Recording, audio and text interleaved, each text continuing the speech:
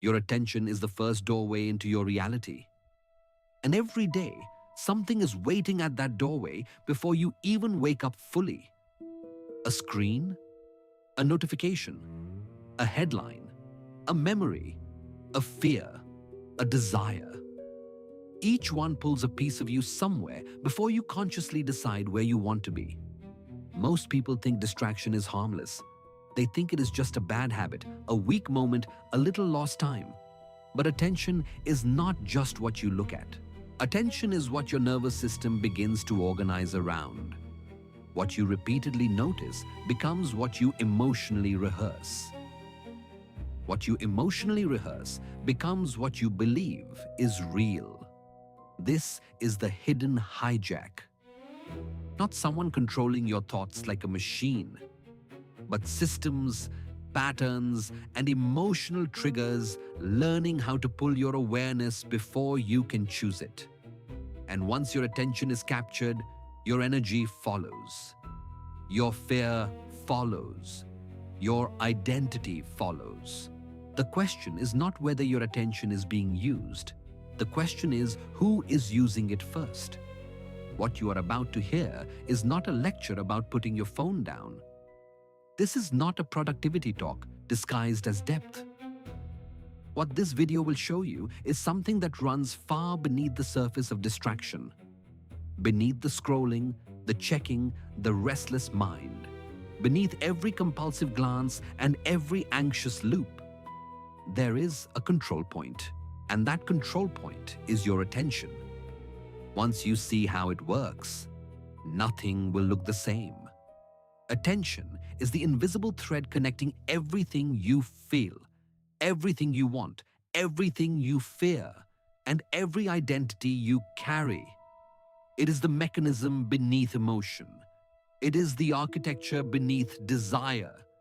It is the silent current beneath memory and behavior. And the reason most people never examine it is because they are always inside it, already moving, already reacting, already pulled towards something that chose them before they chose it. By the time this video ends, you will be able to see the hidden mechanics of distraction clearly. Not as a moral failure, not as a personal weakness, but as a system, a pattern, an invisible architecture that has been built around the most powerful thing you own. And when you can see it clearly, you can begin to take it back.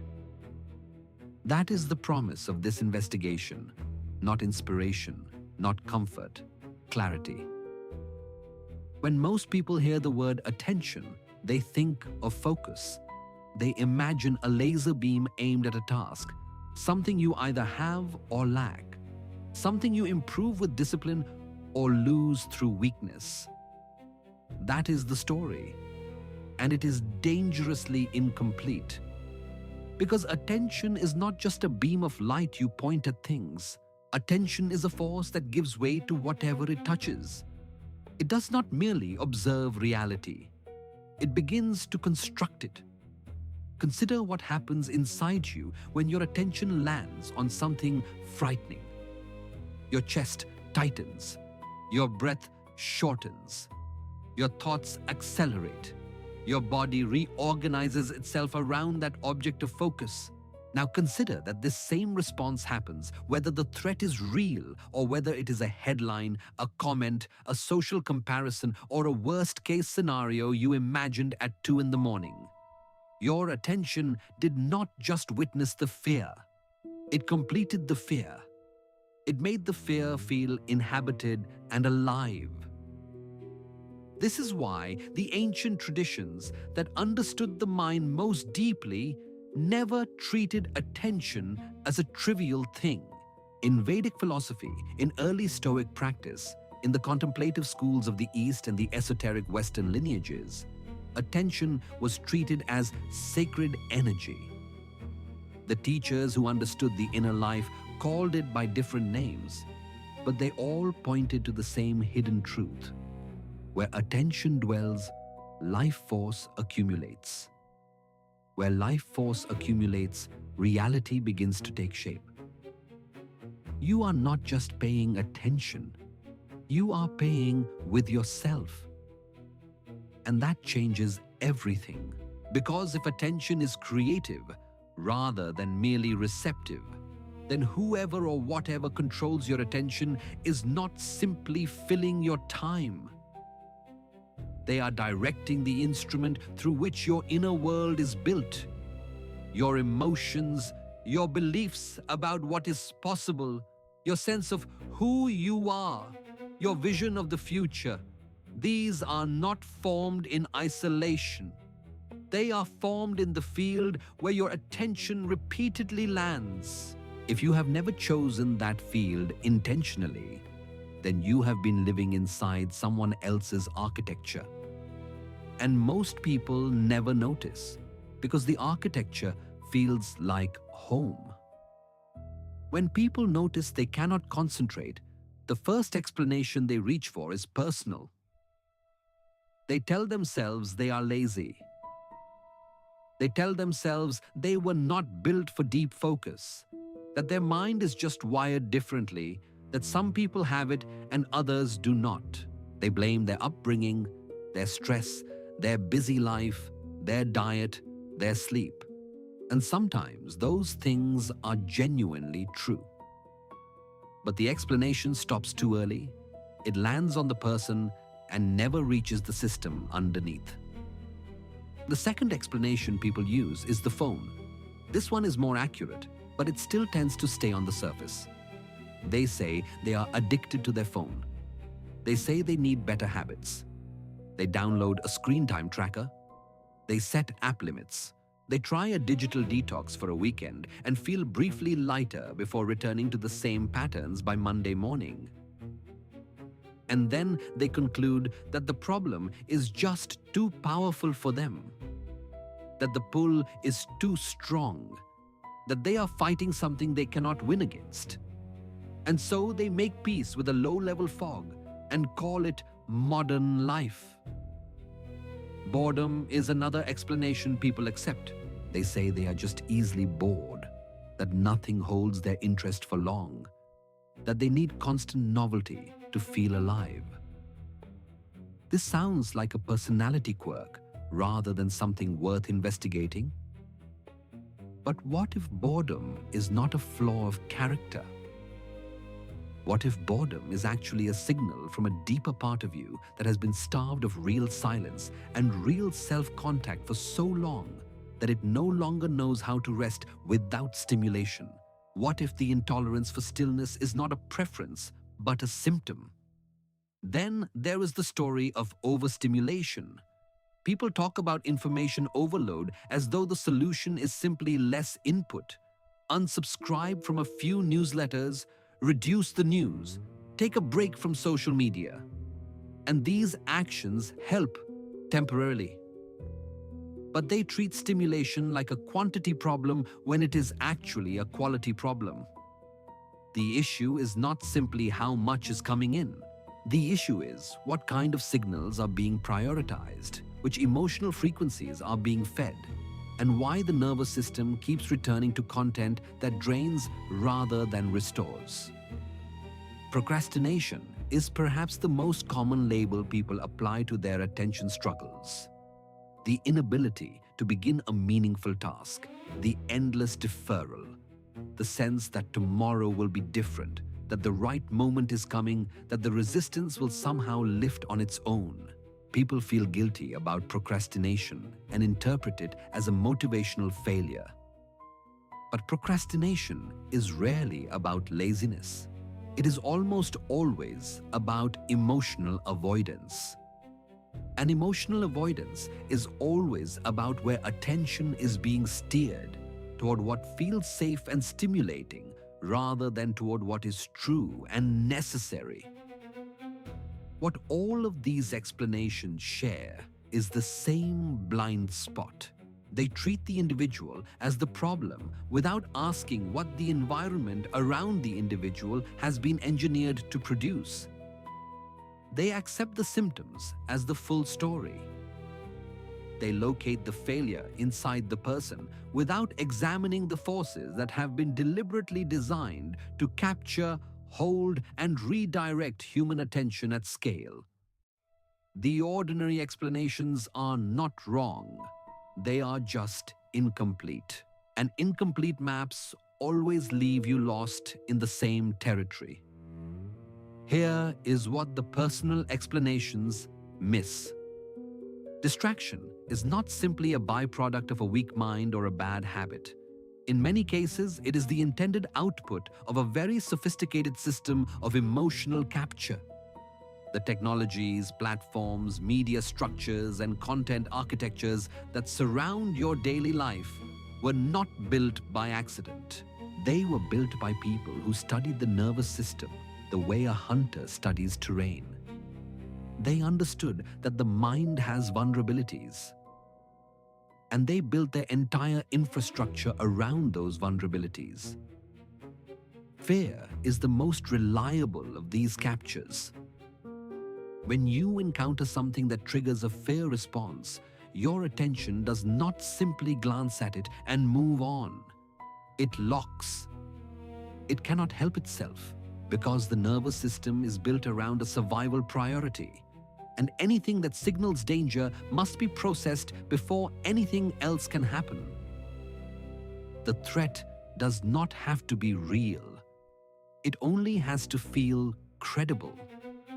And a headline written with enough tension, a comment worded with enough hostility, an image edited with enough urgency, these all activate the same circuitry as a genuine threat. Your attention freezes, and in that frozen moment, something else moves through you. Outrage is the second great capture. Outrage has a very specific feeling. A hot, energized sense of injustice that makes the person feel righteous, awake, and certain. It is extremely difficult to look away from something that makes you feel that combination of emotions. And content creators, political machines, and platform algorithms all know this. Outrage does not just keep your attention, it colonizes it. It makes everything outside the outrage feel small, flat, and unimportant by comparison. When you are outraged, you are completely absorbed. And absorption is exactly what the system is designed to produce. Desire functions as a subtler but equally powerful loop. The desire for approval, for beauty, for status, for connection, for a life that looks more exciting than the one you are currently living. Every scroll through curated images of other lives activates a low-grade longing, and longing is one of the most attention-consuming states a human being can occupy. You are not just watching someone else's life. You are being pulled into a comparison field, a space where your own existence is quietly measured against an edited performance and found wanting. This is not an accident. The desire loop is built into the design. Uncertainty is another mechanism of capture that rarely gets named. When something is unresolved, ambiguous, or incomplete, the mind cannot let it go. It returns to it compulsively, trying to resolve the open loop. Platform designers know this. They build their systems around unresolved tension, the comment that might have arrived, the number that might have changed, the post that might have been liked or shared or ignored. Each check is a response to uncertainty, and the system never fully resolves the uncertainty because a resolved loop is a loop the viewer might leave. Comparison is perhaps the most personal and the most painful of these captures. When your attention is repeatedly pulled toward other people's visible success, beauty, confidence, or ease, something begins to shift inside you. Not just in how you feel, but in how you identify yourself. You begin to believe that your internal state is the problem, that others have access to something you lack, that the gap between you and them is evidence of some fundamental deficiency. This is not reflection. This is emotional capture dressed as self-improvement, and it runs constantly. In the background of every platform you use, every feed you scroll, every comment section you enter. The reason the personal explanation fails is this. It asks you to be stronger than a system that was built to be stronger than you. It tells you to use willpower against an architecture designed by entire teams of behavioral scientists, data analysts, and interface designers whose single purpose was to make sure you cannot look away. You cannot fight that with discipline alone. You have to see the mechanism first. You have to understand what is actually happening beneath the distraction. And that understanding begins in a place most people never look. The hidden current beneath attention itself.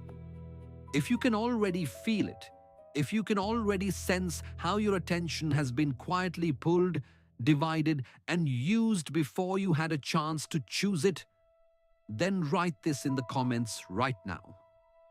I reclaim my attention, not as a slogan, not as a wish. Write it as an act of recognition, because recognition is where every real shift begins. The moment you name what has been happening, you step slightly outside it. And that slight step is everything.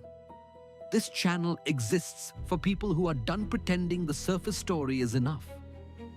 If you are one of those people, the comments section is your place to mark this moment. Write it. Let it be visible.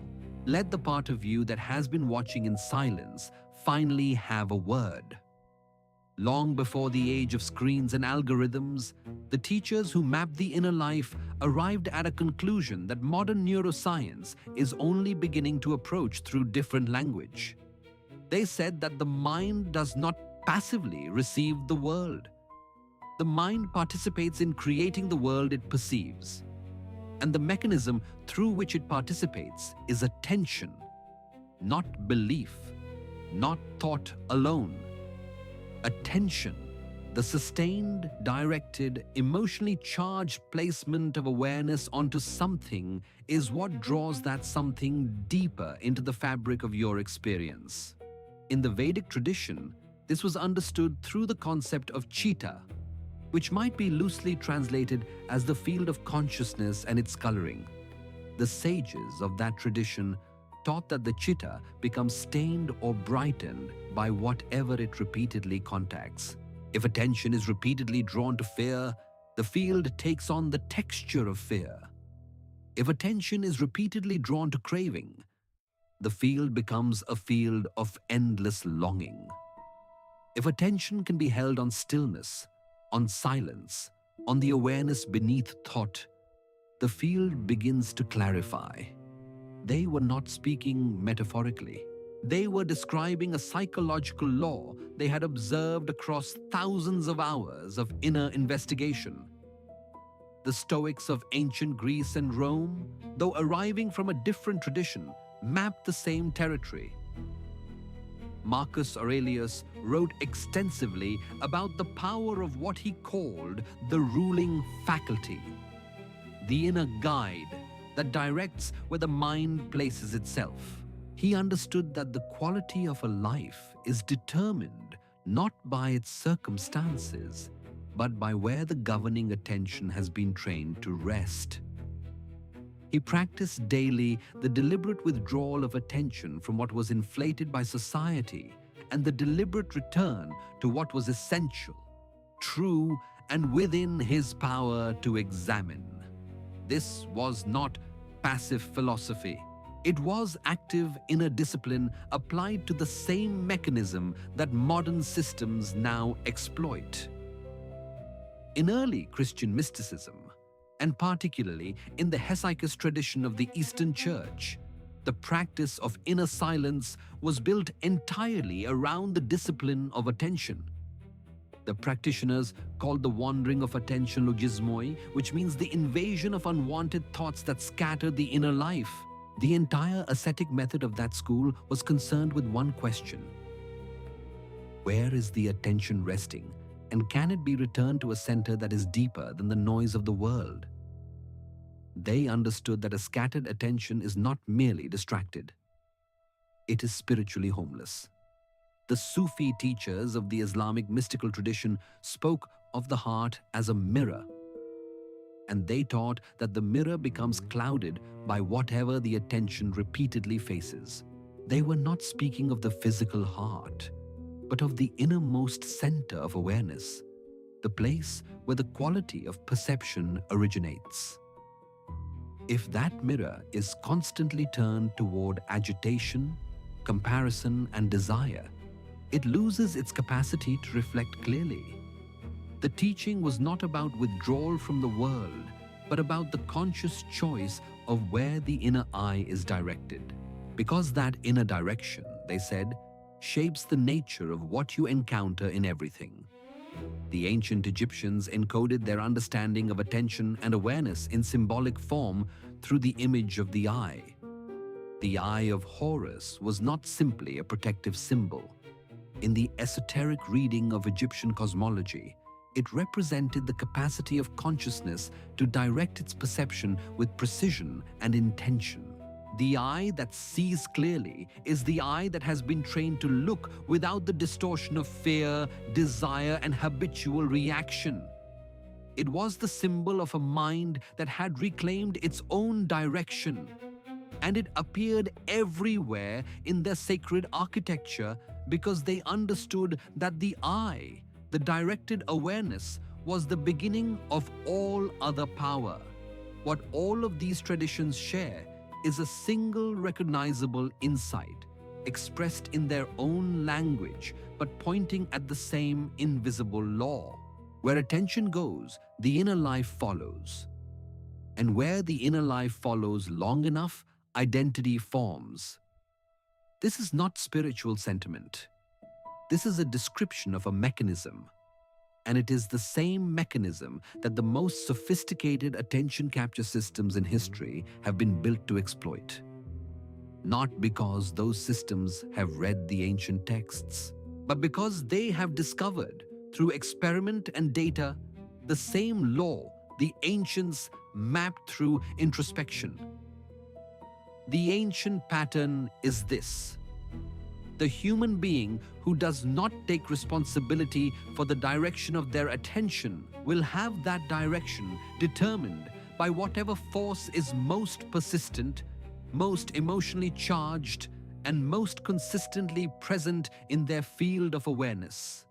In the ancient world, that force was often fear of nature, tribal authority, or religious narrative. In the contemporary world, the forces are different in form, but identical in function. They pull attention. They hold attention. They shape the inner life around their own structure. And the person caught inside the pull rarely notices, because the pull always feels like life itself. Attention is not only a mental event. This is one of the most important things to understand, and it is the thing most conversations about distraction completely ignore. When your attention moves, your body moves with it. Not metaphorically, physically. The direction of your awareness produces measurable changes in your breath, your posture, your muscular tension, the quality of your gaze, the rhythm of your heartbeat, and the chemistry of your internal environment. Attention and body are not separate systems. They are one continuous field of response. Watch what happens in your eyes when your attention is captured by something alarming. The pupils dilate slightly. The gaze narrows and sharpens. The peripheral vision contracts. This is a physiological expression of the brain shifting from its wide, open exploratory mode into a narrowed threat processing mode. And it happens within milliseconds of encountering content designed to trigger that response. You did not decide to shift your vision. Your attention carried the body into that state automatically. This is how deep the connection goes. Watch what happens to your breath. In a state of genuine ease and open attention, The breath tends to be slow, rhythmic, and low in the belly. But the moment attention is captured by something threatening, uncertain, or intensely stimulating, the breath rises into the chest. It becomes shorter. It becomes faster. This shift in the breath is not merely a consequence of the emotional state. It is also a signal back to the brain that confirms the threat is real. The breath tells the body to stay alert. The body tells the mind to stay worried. And the mind keeps feeding the attention back to the source of the activation. It becomes a loop. And the loop has a physical address inside you. The relationship between attention and dopamine is another dimension of this body-mind architecture that is worth understanding clearly. Dopamine is not simply the pleasure chemical that most people believe it to be. It is more precisely the anticipation chemical, the signal your brain releases in response to the possibility of a reward. And the most powerful dopamine triggers are not guaranteed rewards. They are variable rewards, rewards that might arrive, rewards that are uncertain. This is exactly the pattern of every notification, every feed, every comment section, every inbox check. Not the reward itself, but the possibility that the reward might be there this time. Your body is living in a state of biological anticipation directed outward towards something that has been engineered to never fully satisfy. Tension is one of the most immediate physical signs that your attention has been captured rather than chosen. When you are genuinely engaged with something that resonates with your own depth, your body tends to be relatively relaxed, even energized in a clean way. But when your attention has been hooked by something alarming, provocative, or emotionally destabilizing, you may notice a subtle tightening in the jaw, the shoulders, the throat, or across the chest. This tension is the body trying to prepare for a response to something it cannot physically address. It is fight or flight energy with nowhere to go, and it accumulates over hours and days and years of habitual attention capture. Stress hormones follow attention in the same way that tension does. When attention is repeatedly pulled into states of urgency, threat, comparison, or outrage, the body begins producing cortisol as a baseline response. Cortisol is the stress hormone, and in the short term, it is adaptive and necessary. But when it becomes a chronic background condition, when the nervous system is perpetually in a low-grade activated state because attention is perpetually pulled towards stimulating and threatening content, the body begins to exhaust itself. Not from effort, from sustained emotional activation.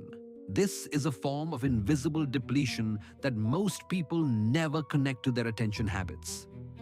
The connection between attention and emotional activation in the body runs even deeper into what might be called emotional memory. The body does not simply respond to what is happening now. It responds to patterns it has experienced before. When attention is pulled toward a certain type of content repeatedly, the body begins to recognize the pattern and prepare its response in advance. This is the hidden architecture of reactivity. You do not consciously decide to feel anxious when you open a news app. Your body has already learned what that gesture tends to produce. The association is encoded at a level below conscious choice. And reclaiming attention means, in part, reclaiming the body from these encoded preparation states. Posture itself is a map of where attention has been living. A person whose attention has been chronically pulled forward into a screen develops a characteristic collapse in the chest and a forward tilt of the head. A person whose attention has been repeatedly captured by social comparison often develops a subtle contraction, a making oneself smaller quality that shows up in the way the spine holds itself. A person who never allows their attention to rest in silence tends to have a quality of perpetual readiness in their body, a held state that cannot fully release because the mind never signals that it is safe to do so. The body is always speaking. It is reading the history of where attention has been. There is a threshold in the life of attention that very few people stop long enough to identify. It is the moment when what you repeatedly return to stops feeling like a choice and starts feeling like a part of who you are. It is the moment when the pattern crosses from habit into identity. And once it crosses that threshold, something very significant changes. It becomes almost impossible to question, because questioning the pattern begins to feel like questioning the self. Think about someone who has spent years feeding their attention primarily on conflict, whether through news, argument, or social drama. After long enough, they do not simply feel more comfortable with conflict. They begin to feel that conflict is realistic, that it is how the world actually is, that people who do not live inside that agitation are naive or shallow. The attention pattern has become their lens. And lenses do not announce themselves.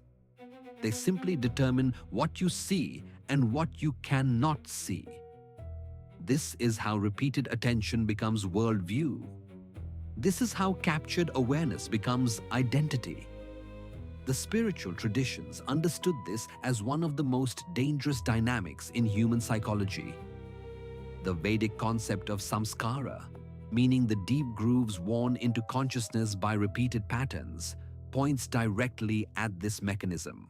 Each time attention travels the same path, the groove deepens. After enough repetitions, the groove becomes the default channel. The water of awareness stops flowing freely and begins following only the path of least resistance, which is always the path that has been most deeply worn. And what feels like your natural personality, your authentic reactions, your genuine desires, may in many cases simply be the accumulated depth of old grooves you never chose to examine. This is the first micro-revelation of this investigation. Attention does not just reflect identity. Attention creates identity when it is repeated long enough. What you keep feeding begins to feel like the self. And what feels like the self, you will defend. You will protect it. You will seek out more content that confirms it. You will recoil from anything that challenges it. This is why the hijack of attention is not simply a distraction problem. It is an identity problem. And an identity problem that has been running unexamined for years is not solved by downloading a screen limit app. It is solved only by seeing the mechanism clearly enough to step outside it. The most immediate place this shows up is in the first 10 minutes of your morning, before you have spoken a word, before you have taken a breath with full awareness, before you have had a single moment of genuine contact with yourself. The phone is already in your hand. The feed is already moving. The notifications are already orienting your attention outward toward whatever happened in the world while you were sleeping. And by the time you are fully awake, you are already inside someone else's current. The day has been set, not by you. Doom scrolling is one of the most visible expressions of captured attention, and it has a very particular texture that most people recognize instantly when it is named. It is not enjoyable. You are not scrolling because it feels good. You are scrolling because stopping feels worse. There is a low-grade anxiety that the scroll seems to address but never resolves.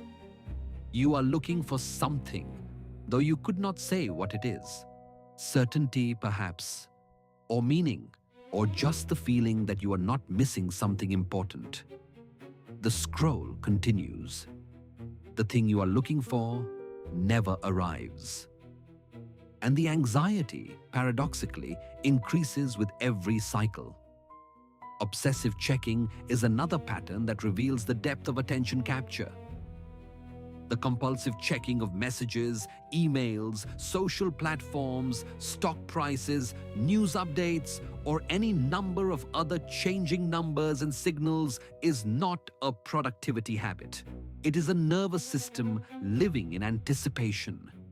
It is the dopamine loop in its most visible form. Each check is a small gamble. Each check costs a fragment of your attention and your autonomy. And each check trains your nervous system to need the next one sooner. What begins as an occasional habit becomes a background hum of readiness that never fully quiets. Emotional reactivity that seems disproportionate to its trigger is another sign that attention has been operating in captured mode for an extended period. When a comment from a stranger online can ruin your afternoon, when a news story can change the entire quality of your day, when a single social comparison can drop your sense of self-worth by several degrees, this is not simply sensitivity. This is a nervous system that has been living in high activation for so long that its threshold for emotional response has been dramatically lowered. Small triggers produce large reactions because the system is already primed and already charged from hours of stimulating input. The inability to sit in silence is perhaps the most honest indicator of how deeply attention has been captured. Not dramatic silence. Simple silence. The silence of a few minutes without a screen, without audio, without any incoming signal. For many people, that silence immediately fills with discomfort, restlessness, and a strong pull toward any available stimulation. And the interesting thing is that this discomfort is rarely about boredom in any classical sense. It is the discomfort of coming into contact with something that the constant noise has been keeping just out of reach. The thoughts that have been waiting. The feelings that have not been felt. The inner life that has been outpaced by the external feed. The fear of missing out, which most people understand as a social phenomenon, is actually a direct expression of attention that has been trained to face outward without interruption. When your awareness has spent months or years tracking what others are doing, having, choosing, and experiencing, it naturally begins to evaluate your own life in relation to that stream. The fear of missing out is not simply envy. It is the consequence of an attention that has been taught to locate meaning externally rather than internally. You miss nothing. But you have been taught to feel as though standing still while others move is equivalent to falling behind. That feeling is the capture itself speaking. Comparison that arrives uninvited and leaves a residue of inadequacy is another hallmark of attention that has been living in the wrong field. You do not choose to compare yourself to a stranger's edited photograph. The comparison happens almost before you can register it, because the pattern has been rehearsed so many times that it has become automatic. And every automatic comparison that produces a sense of lack strengthens the groove. It deepens the path. It makes the pattern more native. Until comparison becomes the water you swim in without noticing it is water. The final sign is the most subtle and perhaps the most costly. It is the loss of access to your own inner signal, intuition, the sense of what is right for you, the quiet knowing that precedes logical justification, the body's faint communication about what you actually need. These become increasingly inaccessible when attention is chronically pointed outward. You stop hearing the deeper self not because it has gone quiet, but because the external noise has become the ambient condition. You have forgotten what your own frequency sounds like because you have been inside other frequencies for so long. And this is where the true cost of the hijack begins to be felt. If any part of what you just heard felt like a recognition rather than information, if something in you said that is me, then you are exactly where this channel is designed to reach. Subscribe to The Hidden Current, not because you need more content, but because this is a continued investigation into the invisible architecture beneath attention, energy, consciousness, and the mechanics of the inner life. Each video in this channel goes deeper, and the next layer is always worth the descent. This channel does not recycle motivation or repeat what you already know. It opens the archive. It follows the hidden current. If you're the kind of person who needs to understand the mechanism beneath the surface, press subscribe and stay in the current. The cost of living in a state of captured attention is not dramatic. It does not announce itself as a crisis. It accumulates quietly, like sediment settling at the bottom of a clear river until the water is no longer clear and you have forgotten what clear felt like. The most immediate cost is what might be called scattered energy. The chronic sense that your inner resources are divided across too many points of stimulation, that nothing receives your full presence because presence itself has been fragmented beyond recognition. Intuition is one of the earliest casualties of sustained attention capture. The inner signal that has historically served human beings as a guide through uncertainty is not a mystical faculty. It is, in part, the product of a mind that has enough stillness to hear the subtle pattern beneath the noise. When attention is chronically overstimulated and perpetually outward-facing, intuition does not disappear, but it becomes inaccessible. You still have the capacity. You simply cannot hear it through the interference. And a person who cannot hear their own inner signal becomes dependent on external signals for every significant choice. Desire itself becomes borrowed rather than genuine when attention has been captured long enough. What do you actually want? Not what you have been shown repeatedly. Not what the algorithm has selected for you based on what activated your nervous system last week. What do you genuinely want from your life, your relationships, your inner experience? These are questions that many people in the contemporary world find surprisingly difficult to answer. And the difficulty is not a personal limitation. It is the natural result of desire being shaped by the attention field rather than originating from genuine inner contact. Artificial urgency is another form of emotional cost that tends to go unexamined. The sense that everything is urgent, that decisions must be made immediately, that events are happening faster than you can integrate, that you are perpetually behind.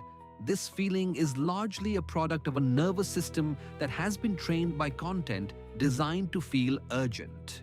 News always sounds like a crisis. Social media always sounds like it is moving faster than you. Productivity content always implies that you are wasting crucial time.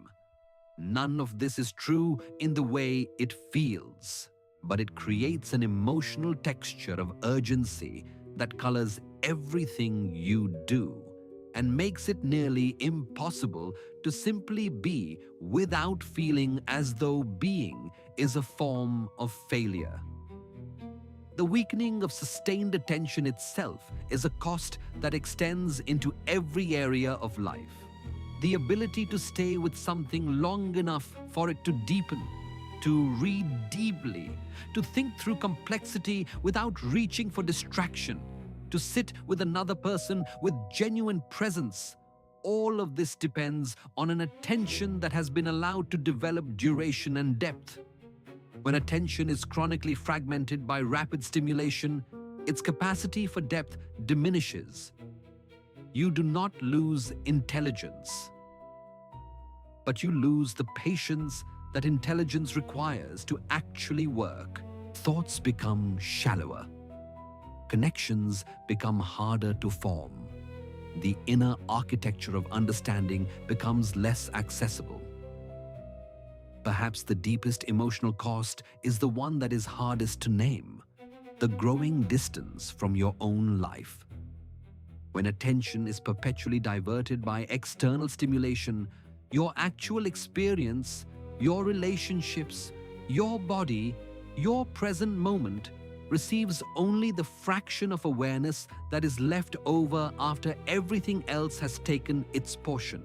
Life is still happening, but you are not fully inside it. You are observing it through a gap, and that gap creates a particular kind of grief, a sense that time is passing and you are not quite meeting it, a feeling that real life is somehow slightly out of reach even when everything around you looks exactly as it should.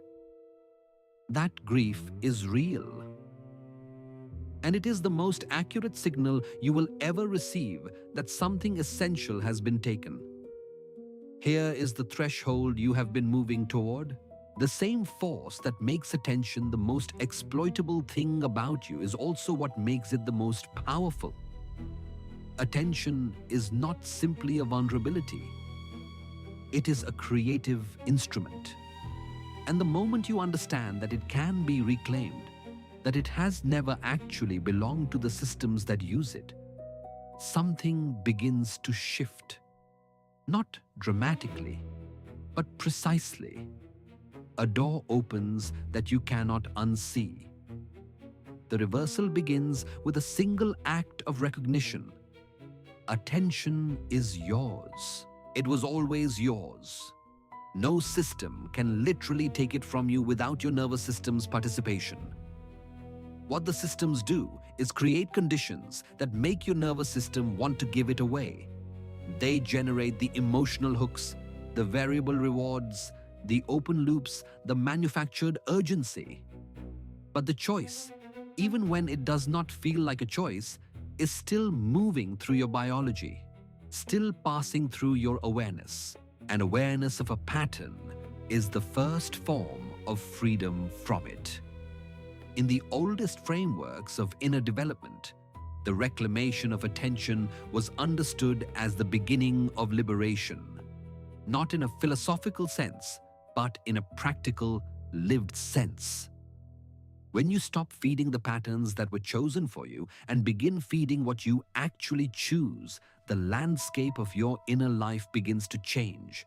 Not immediately, not without resistance, but with the kind of steady inevitability that water shows when it is finally allowed to flow in its natural direction.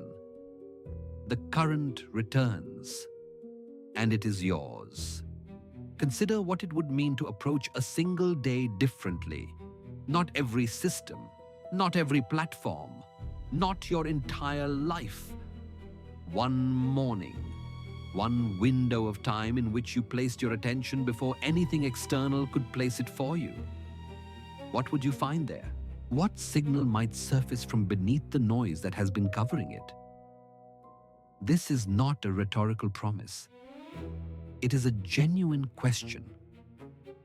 Because the answer to that question is different for every person, and it is always more interesting than whatever the feed was offering. The same quality of attention that loops endlessly through outrage and comparison and anxious checking, when turned inward with deliberate gentleness, begins to reveal the structure of your own inner life with startling clarity. You are not looking for something mystical. You are simply noticing what is actually here. The quality of your breath, the texture of your current feeling, the nature of your deepest longing, the pattern that has been running in the background. This is the sacred instrument speaking. This is attention used for its actual purpose. The reversal is not a rejection of the world. It is a recalibration of the instrument you use to meet it. You do not become someone who closes their eyes and disappears into stillness. You become someone who can move through the world with their attention intact, choosing what receives their awareness, understanding what is pulling them and why, returning to themselves when they drift, and living with a quality of presence that the hijacked mind simply cannot access. That is not a spiritual fantasy. It is the most practical form of freedom that exists. The first and most powerful shift you can make does not require technology, a new routine, or an extended retreat. It requires only this. Protect the first moments of your morning before anything external enters. Before the phone, before the news, before the first message or notification or headline. Give those first minutes to your own awareness. Sit, breathe, feel the quality of the day as it is before it has been filtered through anyone else's current. This one shift, maintained consistently, begins to change the orientation of your entire inner life. It tells your nervous system that it belongs to you first. The second shift is related. Introduce silence before screens. Not long silence. Not silent meditation for hours. Simply a pause. A deliberate moment before you open any platform or consuming any incoming signal, in which you briefly ask yourself, what am I actually looking for right now? Not as a judgment, as a genuine inquiry. Because most of the time, when you look at the honest answer, it is not information you need. It is reassurance. It is distraction from something uncomfortable. It is the dopamine anticipation loop being activated by habit. And naming what is actually driving the reach is itself a form of freedom.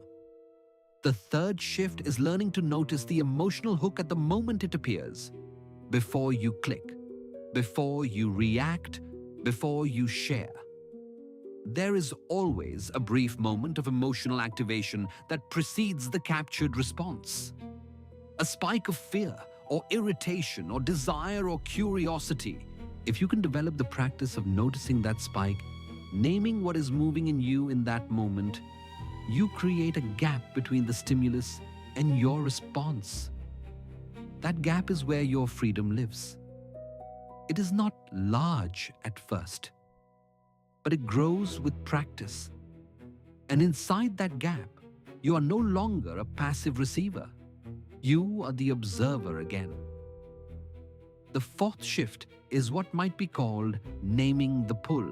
When you feel the draw toward a screen, a check, a scroll, or a stimulation loop, instead of either obeying it automatically or fighting it with force, simply name it. Say inwardly or aloud, this is the pull. You do not need to analyze it at length. You only need to identify it as a pull rather than a need. Because a pull is something you can choose to follow or not. A need feels like it must be answered. This single reframe, consistently applied, changes your relationship to every form of attention capture you encounter. The fifth shift is the return to breath as a recalibration point. Not as a spiritual practice necessarily, though it can be that, but as a simple mechanical reset. The breath is always present. It is always happening in the body you are inside right now. And a few slow, deliberate breaths with your awareness resting on the physical sensation of that breath redirect the nervous system away from the activated outward-facing mode and toward a more centered inward feeling state. It works because it is physiological. The attention moves where the breath leads it, and the breath is the one anchor that has always been yours. The sixth shift is the most demanding and also the most rewarding. Choose one point of focus and stay with it past the point of resistance. One book, one task, one conversation, One moment of genuine presence with another person. When the pull to scatter arrives, and it will arrive, notice it and return, not with force, with the gentle, firm quality of someone who has remembered where they actually want to be. Each return is a repetition in the right direction. Each return deepens the groove of intentional awareness rather than captured reaction. This is how the instrument is reclaimed, not in a single dramatic moment, but in the quiet accumulation of chosen returns. The final layer of this investigation is the one that most conversations about distraction never reach. And it is this: the war for your attention is not really about your time. It is not about your productivity or your focus or your relationship with your phone. At its deepest level, the war for your attention is a war for your reality construction. Because whoever or whatever controls where your awareness repeatedly dwells is, in a very meaningful sense, controlling the world you live inside, not the world outside. The world inside your perception, inside your emotional field, inside the narrative structure through which you interpret everything that happens to you. This is why it matters at a level far beyond self-improvement. When attention is captured and directed by external systems over extended periods, the reality that those systems want you to inhabit begins to feel like the only reality there is. The urgency they manufacture feels like genuine urgency. The threats they emphasize feel like the primary threats in your life. The desires they cultivate feel like your authentic desires. The identity they reflect back to you, built from your engagement patterns, your reaction history, your consumption profile, begins to feel like you. And a person who cannot distinguish their genuine perception from the constructed perception they have been guided into is not free, regardless of what else they have or accomplish. The ancient teachers who mapped attention as sacred were not being dramatic. They understood something precise: that the quality of a life is ultimately the quality of the awareness from which it is lived. A clear awareness meeting an ordinary moment produces meaning. A clouded awareness meeting an extraordinary moment produces only noise. The hijack of attention is therefore the hijack of the capacity for genuine meaning. It is the displacement of the inner life by a curated external stream. And the recovery of that inner life begins not with a dramatic awakening, but with the quiet, repeated choice to take back the doorway before something else walks through it first. What stands on the other side of this recovery is not a perfect life. It is something more valuable than a perfect life. It is a life that feels inhabited. A life where your desires are yours, where your fears are examined rather than obeyed, where your attention moves by your choice rather than by the pull of the most recent hook, where silence feels like a resource rather than a threat, where your inner life is deep enough to hear its own signal. That is not a spiritual fantasy. That is the natural condition of a mind that has been returned to itself, and it has always been available to you. The only thing standing between you and it is the pattern you now know how to see. What steals your attention most? Is it fear, anger, desire, loneliness, or the quiet pull of comparison, the sense that everyone else is living a life slightly more real than yours? Leave your answer in the comments below, not because the channel needs your engagement, but because naming your specific hook is one of the most honest things you can do right now. And honesty about the pattern is where the pattern begins to lose its grip. If someone in your life feels mentally scattered, perpetually distracted, or like they cannot find the center no matter what they try, share this video with them. Not as advice, as a gift. Because sometimes all a person needs is a clear mirror held up to what has been happening beneath the noise they cannot escape. You began this video standing at a doorway, the same doorway that opens every morning before you are fully awake. The same doorway that screens and signals and fears and desires crowd before you can choose. You know now that doorway was never neutral. It was always the most contested threshold in your life. Because what enters through it first shapes everything that follows. And you were never taught to guard it. You were only taught to move through it quickly toward whatever was waiting on the other side. Your attention was never a small thing. It was never a trivial daily habit to be managed with better scheduling or a more disciplined morning routine. It was always the key, the creative force through which your inner world is built, your desires shaped, your fears trained, and your identity formed. You were simply taught to give it away, to hold it loosely, to scatter it freely across whatever arrived. What you understand now, that cannot be taken from you. The doorway is still there every morning. The question is who reaches it first? And the answer, from this moment forward, can be you.